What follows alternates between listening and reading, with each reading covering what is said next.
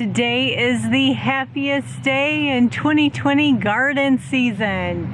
I'm going to get my most favorite summer crop planted. Before I do that though, let me walk around and give you just some quick updates on how things are progressing in the garden. I did get some things planted that you were not a part of, so I want to catch you up on that. So I'll do it as quick as I can, super fast hopefully, and it'll be fun. And then we're gonna get to the exciting stuff. So first, would you look at this lettuce, guys? I am ready for my first lettuce harvest. That's crazy exciting. And the potatoes that I covered in leaves, I don't know if you guys can see, they are already popping out, just doing amazing. So let me tell you what's next. Down the front of this bed, I mentioned I am running sweet potato plants this year. And I did say I thought, and I did it, I planted 25 cucumber seeds right here in the very front row. They will trellis out into the pathway and do amazing. Not trellis, just crawl. All of my carrots. You guys, carrots are my fame crop. I can grow some mean carrots and they are looking amazing. My spinach is looking phenomenal. There was a couple bare spots that I came through and I planted giant red mustard. So I'm excited for that to come up amidst my spinach, and it goes down and around. Now, if you guys can see these two sticks, this is where I had tried my experiment of growing my cabbage from seed. It did die during the polar vortex, so I planted some mustard here as well. The broccolini and kale all through here is looking good. Got my first baby cilantros coming up. That's exciting. And I also planted some giant red mustard through kind of some of the bare spots in here. Okay, lastly, the only change is, I'm not sure if you guys can see, I've got like 4 sticks sticking up. 1, 2, 3, 4. I planted my zucchini in these 2 spots.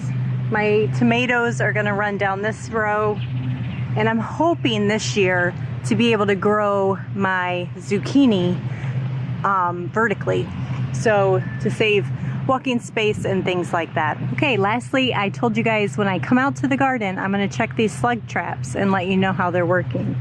If you didn't catch that video, we put beer in a jar and laid them, we put beer in a jar and laid them, and can you guys see? There are definite slugs in there. 2 big mamas and a whole bunch of babies. So I think I need to come out and refill them and just get them some more beer. And then I've gotten a lot of tips from you guys on that video. Thank you so much, about different containers I can use and how to maybe bury the jars at soil level. I'll tell you, another thing I'm thinking is I'm going to get them out of my bed and maybe move the slug traps in the pathway, because somebody did mention that they felt like the slug traps just attracted all the slugs to the bed, and I certainly don't want to do that. So maybe we'll get the traps out of the bed, and that will be a deterrent and draw all these nasty things out of my strawberries. I think that's all the updates. You know, there's zucchini, I can't remember where. I know I planted maybe up by the Brussels sprouts. I planted zucchini a couple more spots. I just don't remember where. This is a good reason to film your gardening, because you can go back and watch it. But come on guys, let's go get this tray of goodies that I've got. So this is what we're having fun with today, all my tomato plants. I didn't tell you guys, but when I went to the greenhouse and bought my cabbages and my broccoli and my Brussels sprouts, I couldn't help myself and I picked up my tomatoes too. So they've been hanging on the last couple weeks. Definitely perfectly hardened off. The last 3 days they've been outside 24 hours. even through the night. So they're good and ready. They've been exposed to rain and high winds. And then back here, I have probably about half the peppers I want to grow. The greenhouse actually was out of the bell pepper varieties that I wanted to try this year. So I pretty much just have the spicy peppers that I'm growing this season. And then you guys, if you followed my polar vortex update, I did lose all my marigolds. So I got new marigolds to plant around the garden. And then we have some wildflower mix that we are going to find every place in the garden I can possibly put these, and we will just have flowers all throughout the garden. So I'm sure all of you are following Roots and Refuge. She's an amazing YouTube gardener, and she was doing a recent video on planting tomatoes in her greenhouse, and I was surprised. She asked her son to go grab her the eggs. And sure enough, she planted an egg with every tomato as well as banana peels. So I've been saving up all our banana peels as we've been eating them. And I grabbed my garden stakes. I just use tree stakes for my garden stakes when it comes to my tomatoes or things that I just need to stake up instead of T-post. And they do wear away after a couple years, but they're a lot easier for me to handle than T-posts are. So the only other thing that I have is my Job's Organic tomato vegetable fertilizer, and we'll put a little bit of that in each hole. So I'll take you down here, we'll get one planted together, and I'll share with you as we go the varieties that I've chosen to grow this year.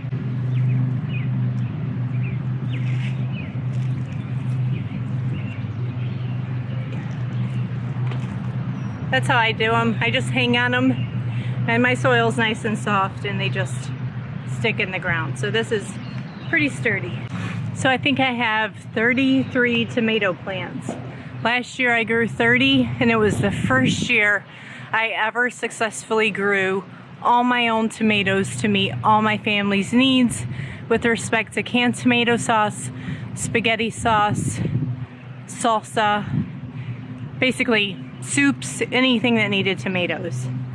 So I think I will make sweet cherries at the borders, because sweet cherries to us is more of a snack tomato than anything else. We snack on them every single time we come out to the garden. So having them to be the first thing that you can easily grab when you're coming down a row makes sense to me.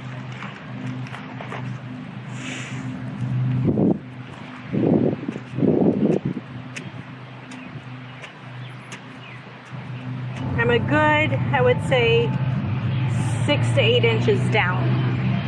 I'm in native soil, so it's basically all sand, clay and sand mixed together. So what I'm gonna do is I'm gonna take an egg, drop it in there. This feels so strange. And I'm gonna take, I don't have a ton of banana peels, so I'm probably gonna split each one in two. Drop a little banana peels in there. I guess that's for the potassium. And then I'm gonna take one of my sweet cherry tomatoes, and I'm gonna just pluck the bottom leaves off, leaving just the top 2 leaves. And I'm gonna, whoops, I need to put some more of that soil over the egg and banana peel gets reburied. And then I'm gonna put that tomato plant in there and bury it back up all the way underneath its top 2 set of leaves. So then that whole stem becomes, it re-roots itself, and it makes your potato plant so much healthier. Now Jess goes over this in her videos too, but I've been doing this ever since I lived at my suburban homestead, and I will tell you what, it definitely works. So it makes it look like there's just an itty bitty tiny tomato plant, but once this grows up, I'll have something for it to hold on to, and it's going to just have a really healthy root system.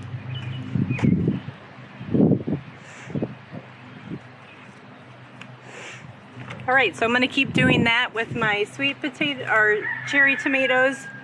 I'm gonna be spacing these just 12 inches apart, which is pretty close for tomato plants, but we need to maximize our space here. All right, well, I have the 3 sweet cherry tomatoes planted. I think I'm going to move on next to the Super Fantastics. I've never grown that variety before, but I'm excited. It says it's a great high yielding 8-ounce size fruits. So we're gonna move on to the Super Fantastics.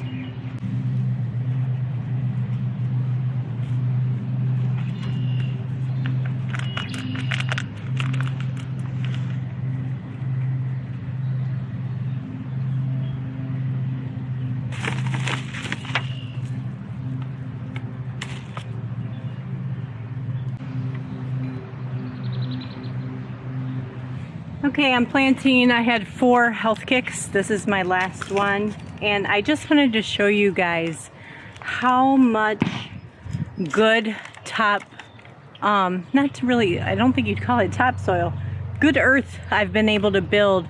And just, this is my 4th season gardening here on this property. I've got a good 3.5, 4 inches of rich organic matter built up just from years and years of deep litter method. So putting on compost from the chicken coop, barn clean out from the goats, every fall deep layer of grass clippings and leaf mulch. This year I brought in some aged cow manure and peat moss to add some additional amendments. And I'm just, you can't do this now. I mean, you can do it organically like I am. It just takes time to build good soil. So don't get discouraged. Keep doing it every single year, and you're gonna end up with just this super, super delicious looking growing conditions. I'm running out of steam, and I still have this all of these left. And I'm running out of space too. So we're gonna be pushing the limits big time in the garden this year with respect to how much we can grow very, very high intensely. I'm already pushing it. I don't know if you guys can see how close all my tomatoes are. They are staggered, so it kind of goes like triangle style up and down the row. Each one, I said 12 inches, they're really well over a foot apart. I'm gonna definitely run out of eggs again. I used 2 dozen and I ended up having 34 tomato plants. So what I'm wrapping up here is my Romas. I have one more set of Roma tomatoes to plant. I planted 9, I believe 9 Romas. Sauce is a really big thing that we do for canning season, and I really enjoy growing Roma tomatoes. Amish paste is preferred, but they didn't have any, so Romas it is. All right, doesn't that look great, guys? I've got 23 tomato plants in this row. I do have 6, 8, 9, 10, 11, 12, 13, 14, 15, 16, 17 more to plant. So I'm going to show you how I'm losing, well, not quite. I've probably got about 4 hours of daylight left. I'm going to show you how I'm finding space now to get a new variety planted this year that I've never grown. So come on over with me and let's go over where we're planting beans and peas this year. Okay, so this is my pathway that I'm currently on between 2 square feet of peas and 2 square feet of beans. However, I don't really need this pathway. While it would be nice and convenient, I can reach 2 feet from the wood chip pathway between my strawberry bed and the peas to do this harvest. And I have a very small 1-foot strip against the fence that I can try to reach into this 2 feet to harvest my beans. So what do I have that I want to share with you? I have 12 of a fantastic variety of tomato. And guys, these plants look super hardy. The rootstock on it is super thick, way thicker than any other variety on here. So I'm really looking forward to these. So I'm going to plant these 12 down the center and we'll see how far we get. If we have room, we'll pick up with another variety.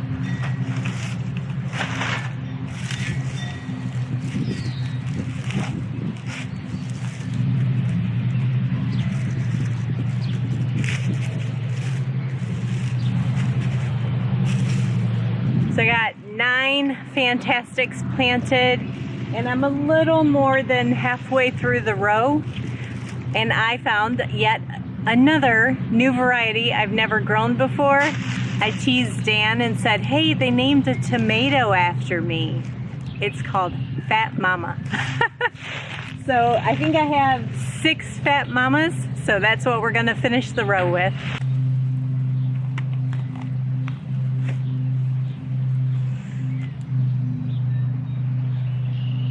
That row is complete. I have 1, 2, 3, 4, 5, 6, 7, 8, 9, 10, 11, 12, 13, 14, 15 tomatoes in this row. And this is a 20-foot row, so that gives you an idea about my spacing, probably 18 inches apart or so.